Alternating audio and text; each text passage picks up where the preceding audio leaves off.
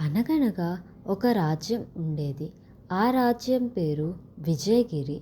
ఆ రాజ్యానికి రుద్రవర్మ అనే ఒక రాజు ఉండేవాడు. అతను చాలా ధైర్యవంతుడు, తెలివైనవాడు. మొదట్లో అతను ప్రజలను చాలా ప్రేమతో పాలించేవాడు.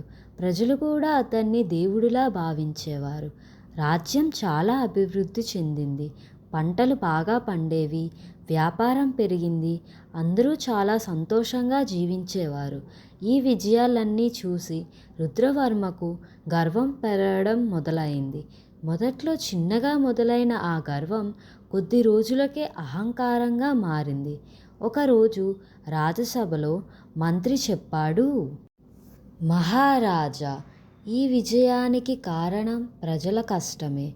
అప్పుడు రుద్రవర్మ కోపంగా అన్నాడు, లేదు, నా వల్లే ఈ రాజ్యం ఇంత గొప్పగా ఉంది. నేను లేకపోతే ఎవరు చేయగలరు అని అన్నాడు. అప్పుడు నుండి రాజు మారిపోయాడు. ప్రజల మాటలు వినడం మానేశాడు. సలహాలు తీసుకోవడం మానేశాడు. తన మాటే నిజం అని నమ్మడం మొదలుపెట్టాడు. ఒక సంవత్సరం వర్షాలు తగ్గిపోయాయి. పంటలు ఎండిపోయాయి. ప్రజలు ఇబ్బందులు పడటం మొదలైంది.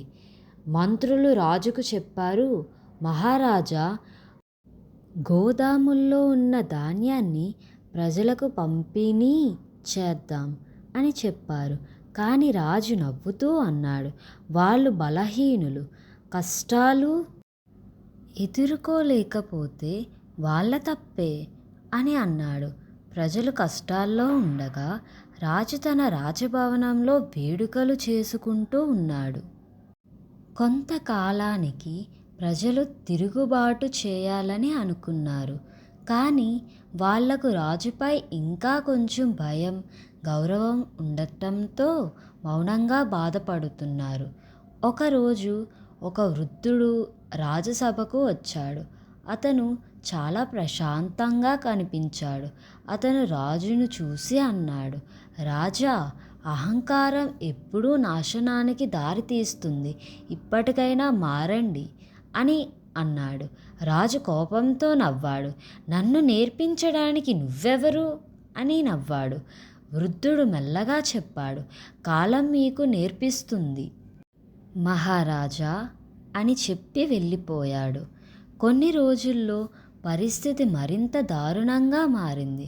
పంటలు పూర్తిగా నాశనం అయ్యాయి. ప్రజలు ఆకలితో బాధపడుతున్నారు.